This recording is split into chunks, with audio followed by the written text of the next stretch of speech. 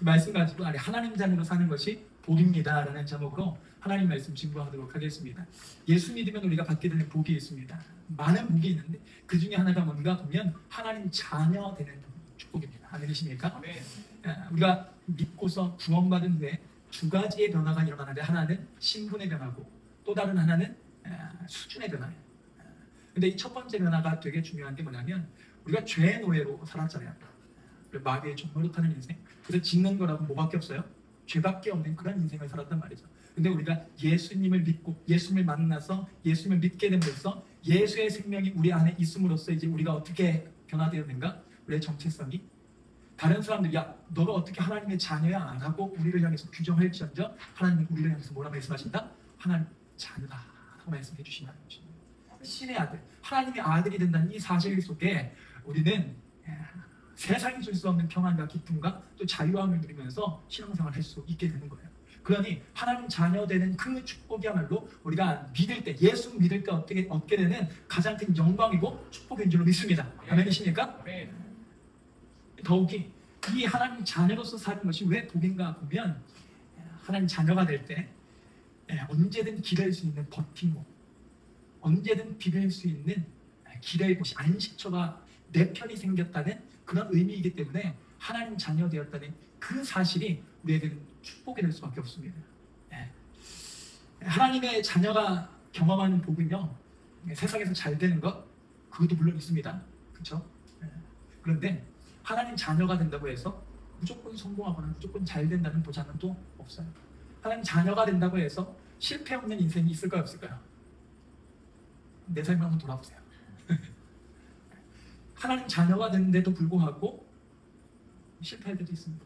무너질 때도 있습니다. 흔들릴 때도 있습니다. 그렇다면 우리가 하나님의 자녀가 된 그 가장, 하나님 자녀가 되어서 경험하게 되는 그 가장 큰 축복은 어쩌면 세상이 말하는 어떤 물질의 축복, 세상 형통함의 축복은 아닌 것 같아요. 그럼 뭐가 정말 우리가 하나님 자녀 되었을 때 경험할 수 있는 축복인가 보면, 실패할 때에도 우리가 어떤 처지에 있든지 상관없이 비빌 언덕, 비빌 하나님이 계신다는 그 사실이 우리한테 축복이라는 것입니다. 아멘이십니까? 되게 중요해요. 왜냐하면 세상 살다 보면 나도 나조차, 나에게조차 기대지 못할 때가 참 많습니다. 그렇죠? 내 무능력한 수 있는데 무너질 때도 참 많아요. 나는 이만큼 할 줄 알았어요. 근데 내가 마주하는 현실은 뭐예요? 저 밑바닥이란 말이죠. 그럼 밑바닥 인생을 보게 된다면 어떻게 내가 이 정도밖에 못할까? 라면서 나를 품어주고 나한테 기대기보다, 토닥여주기보다 야 너 왜 이거밖에 못해? 라면서 나 스스로 자책하고 나 스스로 자해하는 경우가 참 많단 말이죠. 그런데 그런 인생, 그런 우리 가운데 하나님께서 우리 아버지 되어주셔서 너가 어떤 실패를 경험하든, 너가 어떤 무능함을 경험하든 상관없이 내가 너를 지켜줄 거야. 나한테 기대 라고 말씀해 주시니 이것보다 더 큰 영광과 이것보다 더 큰 축복이 어디 있겠어요? 그런데 하나님 자녀 되었다는 사실이 우리가 예수 믿을 때 얻게 되는 가장 큰 축복인 줄 믿습니다. 제가 한번 SNS를 통해서 감동적인 게시물 하나를 봤어요. 아빠와 아버지라고 하는 이 단어의 뜻에 대해서 알려주는 되게 감동적인 영상이더라고요. 어린 아들이 아빠한테 묻습니다. 아빠가 무슨 뜻이야? 아빠가 무슨 뜻일까요? 가만히 있으세요. 보셨군요. 그래요? 네. 아빠가 이렇게 대답합니다. 눈을 한번 띄워주실래요? 시작. 아이가 위험에 빠졌을 때 빠르게 달려와 주는 사람. 그게 아빠의 센스가 되게 기가 막히잖아요. 그러니까 아들이 너무 놀라가지고 그렇구나. 그럼 아버지가 뭐야? 나도 또 물어보더라고요. 그럼 또 당황할 수 있잖아요. 근데 당황한 기색 없이 아버지가 또 이렇게 대답합니다. 문 띄워주세요. 시작. 아주 힘들어 가족을 위해 버티고 지켜주는 사람. 너무 감동이지 않아요? 근데 제가 이 영상을 보는데 하나님이 저한테 이렇게 말씀해 주시는 것 같더라고요. 이거나 네가 위험에 처해 있을 때 가장 빠르게 달려와 줄 수 있는 너의 아빠가 나야. 너가 가장 힘들 때, 너가 너의 실패로 인해서 가장 힘들고 가장 인생의 밑바닥을 기고 있을 때 너 옆에서 너와 함께 버텨주고 너의 삶을 지키고 너의 믿음을 지켜주는 자가 나야. 그래서 우리 아까 전에 이런 찬양 했잖아요. 영원까지 주의 백성 지키시는 우리 하나님. 이게 사실 복음이거든요. 우리의 자격과 우리의 조건과 상관없이 너 잘못했어? 너 잘못했으면 벌 받아야지. 이게 아니라 너가 잘못해도 나는 끝까지 너를 포기하지 않는다. 이게 복음입니다. 이 복음의 메시지가 이 아빠의 그 음성 가운데 들려지기 시작한 거예요. 그러고 보니까 하나님 자녀로 산다는 그때 내가 경험할 수 있는 복이 바로 이런 겁니다. 내가 하나님 자녀가 된 이후에도 비록 실패할 때가 참 많이 있지만 그런데도 불구하고 실패한 모습 그대로 아버지한테 나가서 아버지께 빌릴 수 있는 그 상황, 그 현실, 그게 내가 하나님 안에서, 내가 은혜 안에서 경험한 가장 놀라운 복이구나. 오늘 이 하나님의 놀라운 축복이 저와 여러분들의 삶 가운데 실제가 되었으면 좋겠습니다. 아멘이십니까? 그러니까 머리로만 아닌 그런 어떤 관념이 아니라 생각이 아니라 정말 우리가 우리 일상생활에서 이 교회 문 밖을 나가는 순간서부터 체험되어지는 실제가 되었으면 좋겠어요. 아멘. 그러기 위해서 중요한 것이 뭔가 보면 여러분들 하나님 자녀되는 그런 축복을 우리가 받았음을 믿으시죠? 그렇다면 믿는 그 자체도 되게 중요하고 귀한 거지만 더 중요한 건 이제 그 자녀됨의 건설에 사용해야 한다는 것입니다. 성도들 가운데 제가 신방을 하다 보면 아니면 교제를 하다 보면 하나님 자녀가 되었지만 그 축복을 누리지 못한 사람들이 얼마나 많이 있는지 몰라요. 하나님 자녀이들도 하나님 자녀로서 살지 못하는 그런 사람들이 얼마나 많이 있는지 모르겠습니다. 아버지에 대해서 하나님에 대해서 아는 건 많습니다. 그 하나님께로부터 받은 은혜와 받은 축복은 너무나 많습니다. 그런데 실제 그 일상생활에서 내가 몸담고 있는 그 평일 하루하루의 그 순간 가운데서 그 아버지로부터 주어지는 그 자녀들의 건설을 우리가 누리지 못하면서 살 때가 얼마나 많이 있는지 모르겠습니다. 저와 여러분들의 삶은 어떻습니까? 교회에서는 나 하나님 자녀지 라고 얘기는 평일에 내 직장과 내 가정, 내 모든 평범한 일상 한순간 속에서 정말 하나님 자녀로서 그 자녀들의 것을 누리고 계십니까? 특권도요 사용해야 돼요. 특권을 받는 것도 중요하잖아요. 근데 받는다고 다가 아니에요. 특권도 사용해야지 의미가 있어요. 쓸모가 있어요. 그렇지 않아요? 대통령이 됐어요. 근데 내가 대통령이 되었다는 그 사실만 주어진다고 해서 내가 대통령이 된 것도 아니더라고요. 대통령이 되었으면 대통령으로서 그 특권을 사용해야죠. 누려야죠. 그래서 다른 나라 사람들하고 외교도 해야 되겠고 내가 어떤 이 국민을 위한 정책도 펼쳐야 되겠고 그러니까 대통령으로서 내 권한과 내 특권을 사용할 때로서 내가 대통령다운 삶을 살 수 있는 거예요. 그렇잖아요. 그러니까 여기서도 한 가지 사실을 알 수 있는 게 우리가 되는 건 참 쉬워요. 무엇이 되는 건 참 쉽습니다. 근데 무엇인가가 다워지는 건 참 어려워요.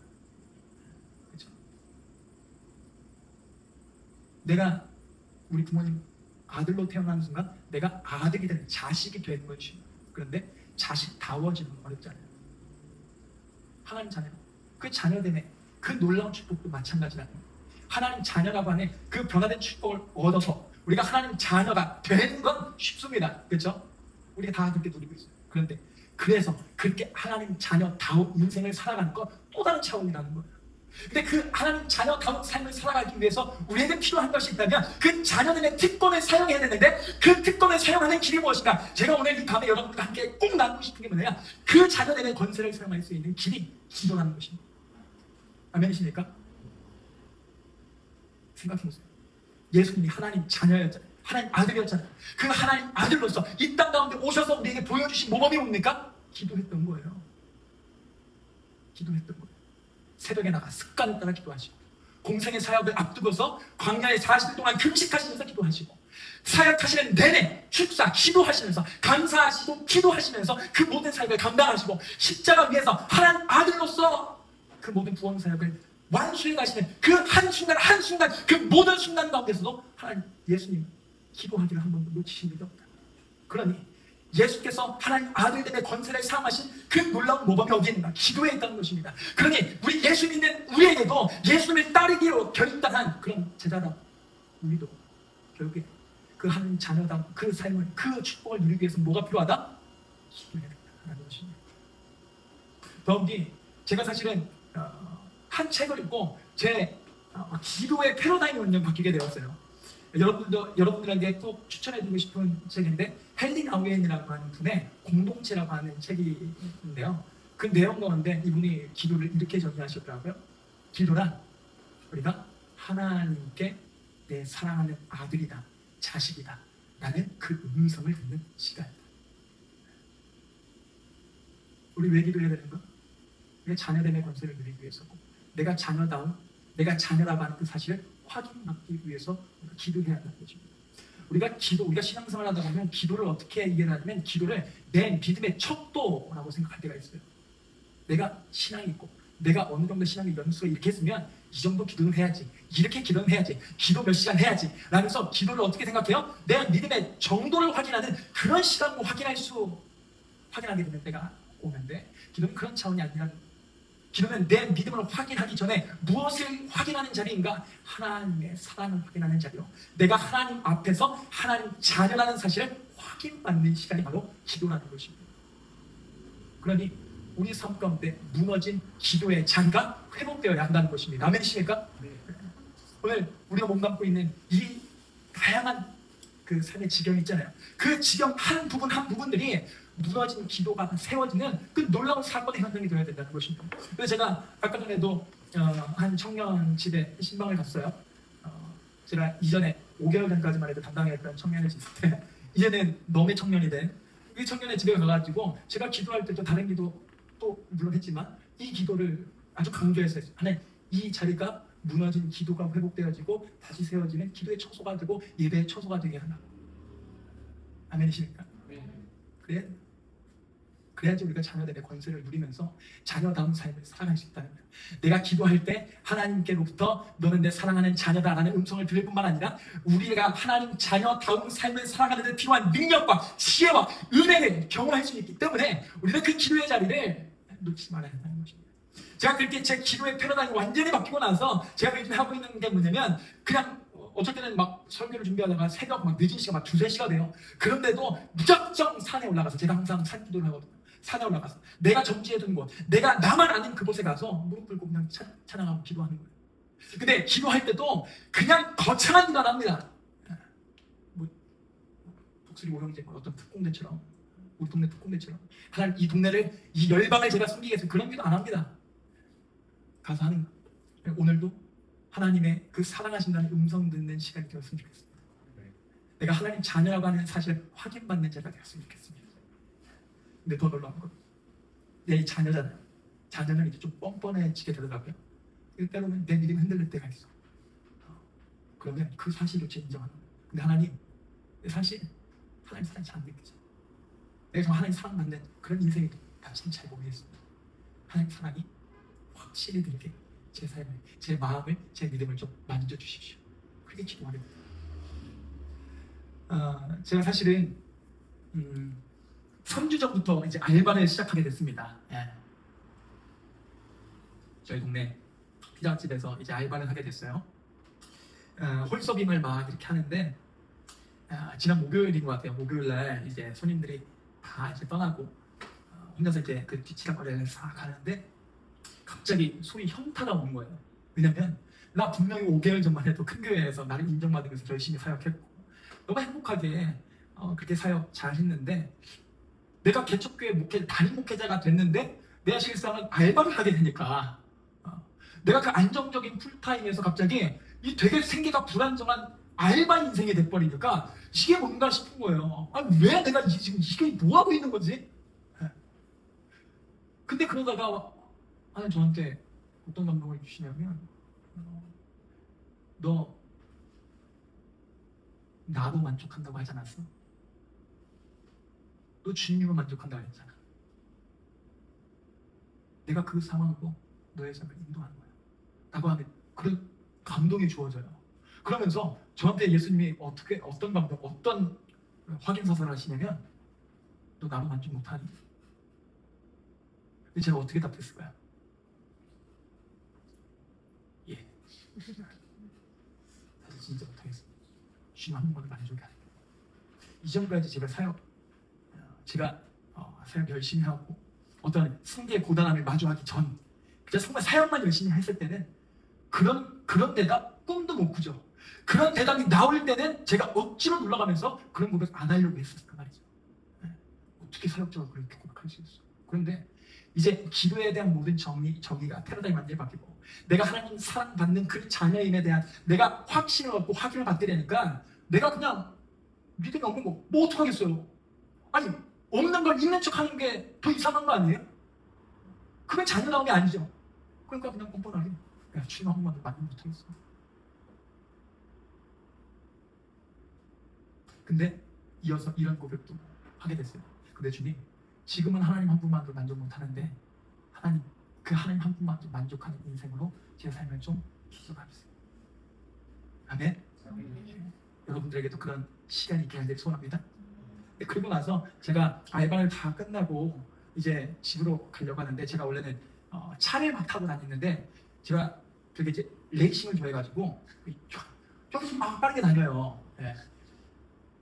제가 원래 차를 타고 다녔으면 못 봤을 광경을 제가 뚜벅이가 되면서부터 보게 됐는데, 제가 그 알바하는 곳 그 가게 바로 옆에 음식물 쓰레기통이 있는 거예요. 근데 그 음식물 쓰레기통 앞에 한 아버님이 남루한 차림으로 딱 서 있더니 주위를 이렇게 들번거리다가 그 쓰레기통 문을 딱 열고 그 안에 있는 뭔가를 꺼내서 드시더라고요. 전 너무 충격을 받았어요. 말로만 들었지 저는 그 처참한 광경을 제 살면서 처음 본 거예요. 늘 그런 사람 보신 적 있으세요? 쓰레기통을 진짜 그냥 겉으로 볼 때는 그 정상인인 것 같은 그 사람이 열더니 그냥 꺼내. 너무 충격을 받아. 근데 이면 안 되지. 이제 아버님을 얼른 빨리 불러. 아버님 혹시 배고프세요? 식사 못 하셨어요? 제가 요 앞에 편의점 가서 도시락 사올 테니까 여기 잠깐만 기다리세요 하고 편의점에 가는데, 또 주님께서 저한테 말씀 하나를 기억나게 하시는 거예요. 주는 자가 받는 자보다 복되다. 나는 말씀만 주시면 그냥 도시락 주면 끝인데, 그렇게 하면서 제 지갑에 있었던 그 현금 전부를 드리라는 것도 감동을 주시는 거예요. 근데 사실 그 수중에 있었던 그 현금이 제가 이틀을 일해야지 벌 수 있는 돈이거든요. 저한테는 지금 큰 돈이에요. 제 인생에 지금 지금 비상사태여가지고 이게 지금 드리면 안 된단 말이에요. 같은 처지인데 갑자기 주는 자가 받는 자보다 복되다라고 말씀하시면서 그 제가 가지고 있는 돈을 전부를 내놓으라고 하시니까 이게 또 거기서 고민이 되는 거예요. 내가 지금 처해져 있는 상황에서만 도시락만 사드려도 그건 내가 할 수 있는 최선 아닌가? 이것도 내 최대한 후회가 아닌가? 내가 베풀 수 있는 최대한의 어떤 헌신이 아닌가? 이것도 아니면 되고.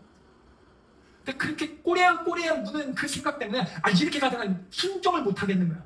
그래서 빠르게 도시락을 사고 가가지고 그냥 도시락 건네드리면서 제 지갑에 있던 돈을 딱 보내드렸어요. 근데 또 그냥 보내드리기가 좀 그렇잖아요. 제가 아버님 위해서 기도 한번 할게요.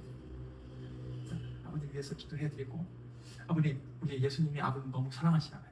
어떻게 딱 제가 지나갈 때 아버님 만날 수 있게 해주신 거 보니까 우리 아버님 예수님 너무 사랑하시잖아요. 혹시 배고프시거든 쓰레기통 뒤지지 마시고 저 여기서 일하니까 여기 와서 저 찾아주세요. 제가 밥 사드릴게요. 이렇게 하면서 제가 이제 집으로 가는데, 왜 하나님께서 퇴근하는 길에 왜 그 아버님을 만나게 하시고, 왜 내 마음 가운데 나도 지금 힘든 상황인데, 나도 그렇게 넉넉지 않은 그 상황인데도 왜 나한테 주는 자가 복되다라고 말씀하시면서 내 수중에 있는 현금을 다 내놓으라고 하셨을까라고 생각을 해보니까 답은 하나. 제가 그 전에 기도했던 기도 제목이 뭐예요? 나는 지금 하나님 한 분만으로 만족 못하는데 하나님 한 분만으로 만족하는 삶으로 제 삶을 빚어가 주십시오. 그 기도했죠. 그 기도가 응답된 거예요. 생각하지도 못했는데 어느 순간 하나님 한 분만으로 만족해야지만 살아낼 수 있는 그 작은 사랑이 제 삶 가운데 보여지게 되더라고요. 느껴져요. 겉으로 볼 때는 실패한 모습처럼 보이나 하나님 자녀로 사는 것이 가장 복된 길이고 복의 근원이 되는 길이고, 그리고 그 자녀됨의 권세를 내가 경험할 수 있는 그 사실은 어떤 기도 제목이든 상관없이 기도할 때 그 자녀됨의 권세를 경험할 수 있다는 사실을 말입니다. 아멘이십니까? 그런데 우리 수준에서 어떻게 반응해도 다 괜찮습니다. 근데 하나님은 그 우리의 수준을 뛰어넘어서 하나님 수준으로 응답하시는 줄로 믿습니다. 아멘이십니까? 그게 하나님 수준이에요. 그게 하나님 실력입니다. 그러니 하나님 자녀로서 사는 지금 우리의 삶이 가장 복된 길이고, 또 하나님 자녀로 살기 위해서 모인 이 기도의 자리가 가장 복된 자리인 줄로 믿습니다. 아멘. 그러니 꼭 하나님 자녀다. 그래서 어떤 현실을 만나든 어떤 실패를 만나든 재벌집 아들들 꿈꾸지 마시고 하나님 자녀라는 그 사실 속에서 담대하게 사십시오. 담대함이 부족하거든 기도로 자녀의 권세를 누리면서 사십시오. 그럴 때 하나님께서 분명히 우리의 그 모든 기도를 들으시고 반드시 하나님 자녀다운 삶, 하나님 자녀됨의 그 축복을 누리게 하실 줄로 믿습니다.